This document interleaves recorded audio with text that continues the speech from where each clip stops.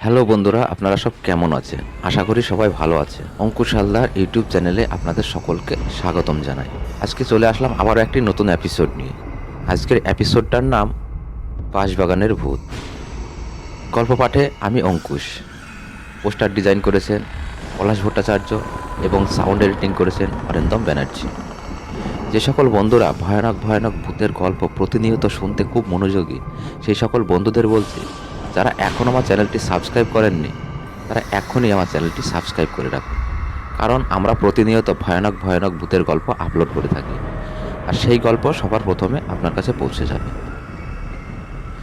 Tuition পড়িয়ে বাড়ি আসতে দিনেশের রাত 11টা বেজে যায়।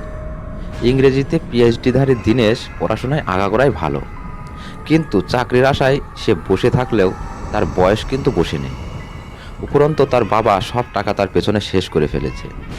এমনকি তাদের বাস্তু ভিটে পর্যন্ত মহাজনের কাছে বন্ধক রেখে দিনেশের পড়ার পিছনে খরচ করতেও পিছু পা হয়নি দিনেশের বাবা।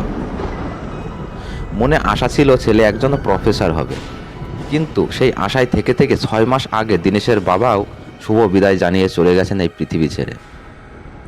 বাড়িতে ছোট্ট বোন আর মা। সংসারের হাল এসে পড়েছে দিনেশের উপর।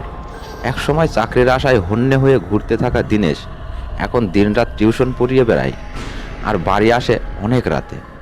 মায়ের বারণ না শুনেও সে রাতে টিউশনি করিয়ে যাচ্ছে। কারণ একটাই, এই বাস্তবিতে মহাজনের খপ্পরে যেন না পড়ে।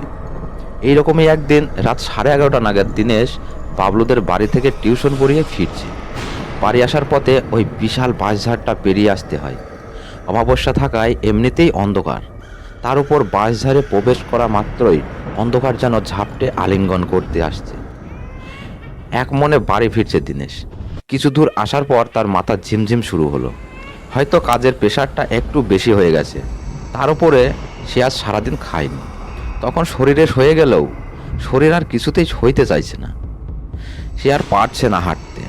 মাথায় তীব্র যন্ত্রণা শুরু হলো। সে হাতের টর্চ লাইটটা দিয়ে বাঁশঝাড়ের মধ্যে এদিক ওদিক দেখতে লাগলো। সে দেখলো সামনের একটি বাঁশঝাড়ের মধ্যে মাচা টাইপের কিছু একটা বসার জন্য জায়গা করা আছে। সে সেই দিকে গিয়ে সেটার উপর বসে পড়ল। আর এদিকে মাথার তীব্র যন্ত্রণা ক্রমে ক্রমে বেড়েই চলেছে। সে বসে আছে, তার মনে হতে লাগলো সে সেখানে একা নেই, এমন কেউ আছে যে তার দিকে নজর রাখছে। অদ্ভুত এক গরম ভাব অনুভব হতে লাগলো তার। সে পিছনে টর্চ জ্বালিয়ে দেখলো বাঁশঝাড় ছাড়া আর কিছুই নেই। তার চোখ বুজে আসছে। হঠাৎ কার পায়ের শব্দ যেন তার তন্দ্রা কেটে গেল। সে শুনল কয়েকজন মানুষের গলার আওয়াজ, আর আওয়াজগুলি অন্ধকার বয়ে তার দিকেই এগিয়ে আসছে। সে টর্চ জ্বালাতে চাইলো, কিন্তু এই রকম রাতে এদিকে সাধারণত কেউ তো আসে না, চোর ডাকাতের দল নয় তো। এই ভেবে সে টর্চ না জ্বালিয়ে চুপচাপ বসে রইল।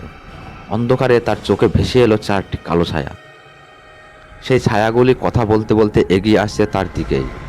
সে ভেবেছিল সেই লোকগুলি হয়তো রাস্তা দিয়ে চলে যাবে, কিন্তু অনাকাঙ্ক্ষিতভাবে লোকগুলি এগিয়ে আসছে যেন তাকে উদ্দেশ্য করেই। দিনেশ ভয় পেয়ে মাচা থেকে উঠে মাচার নিচে লুকিয়ে পড়ল। সে দেখলো 4টি ছায়া এসে মাচার উপর বসলো। তারা কি ভাষায় কথা বলছে কিছু বুঝতে পারছে না সে। এটি নিশ্চয় ডাকাতের দল হবে।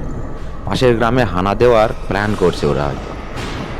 ভাগ্যিস তারা দিনেশকে দেখেননি, না হলে হয়তো দিনেশ এর অবস্থা খারাপ হতো। দিনেশ দেখলো সেই ছায়াগুলির মধ্যে একটি ছায়া উঠে বসে পড়ল। অবস্থা এমন যে সেই ছায়া আর দিনেশের মাঝের দূরত্ব মাত্র কয়েক সেন্টিমিটার। তবে তারা কি দিনেশকে দেখে ফেলেছে?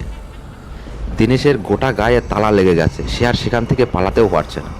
সেই ছায়ামূর্তিটি হাত বাড়িয়ে দিনেশকে ধরে ফেলল। তারপর তাকে সবাই মিলে চিপে ধরে মাচার উপর শুইয়ে দিল আর অট্টহাসি হাসতে লাগলো। সেই ছায়ামূর্তিগুলি বিড়বিড় করে কি যেন বলছে, তবে দিনেশ কিছুই বুঝছে না। এইভাবে কিছুক্ষণ যাওয়ার পর দিনেশ দেখলো একটি ছায়ামূর্তি তার পায়ের দিকে চলে গেল। লম্বা কিছু একটা বের করলো। দিনেশের মনে হতে লাগলো তার পায়ের তীব্র যন্ত্রণা বাড়ছে, আর সে চাইলেও চিল্লাতে পারছে না, কারণ একটি ছায়ামূর্তি তার মুখ চেপে ধরে রেখেছে। দিনেশের চোখ গেল উপরের দিকে। সে দেখলো বাঁশঝাড়ের মাথা থেকে আরও 3টি ছায়ামূর্তি নেমে আসছে। তবে এরা কি মানুষ নয়? দিনেশের মনে হতে লাগলো তার ডান হাতে যেন কেউ কামড় বসাচ্ছে। তার মনে হতে লাগলো হাতের ভিতর দিয়ে যেন কিছু চলে যেতে লাগলো তার শরীরের ভিতরে। নেমে আসা ছায়া মূর্তিগুলির মধ্যে একটি তার জামাটা খুলে দিয়ে পেটে কামড় বসাচ্ছে, আর অসহ্য যন্ত্রণায় তার অবস্থা কাহিল হচ্ছে। কিন্তু সব ছায়ামূর্তিগুলো মিলে তাকে এমনভাবে চেপে ধরে রেখেছে, সে বিন্দুমাত্র নড়াচড়া করতে পারছে না। সে দেখলো ছায়ামূর্তিগুলো তাকে খেতে শুরু করে দিয়েছে। ধীরে ধীরে তার শরীরের সমস্ত মাংস খেয়ে নিচ্ছে সেই ছায়ামূর্তির দল। কিন্তু তার মাথা তথা মুখমণ্ডল তখনও অক্ষত অবস্থায় আছে। দীনেশের মনে হতে লাগলো তার যে অসহ্য যন্ত্রণাটি হচ্ছিল সেটি আর হচ্ছে না। কিছুক্ষণ পর দীনেশ জ্ঞান হারিয়ে ফেলে। পরের দিন সকালে ওই বাঁশঝাড়ে দীনেশের মৃতদেহ উদ্ধার হয়। আজও পর্যন্ত সবার মনে একটাই প্রশ্ন, দীনেশ কিভাবে মারা গেছে? এটি একটি রহস্য হয়ে এখনও সবার মনে কোলাহল করে যাচ্ছে।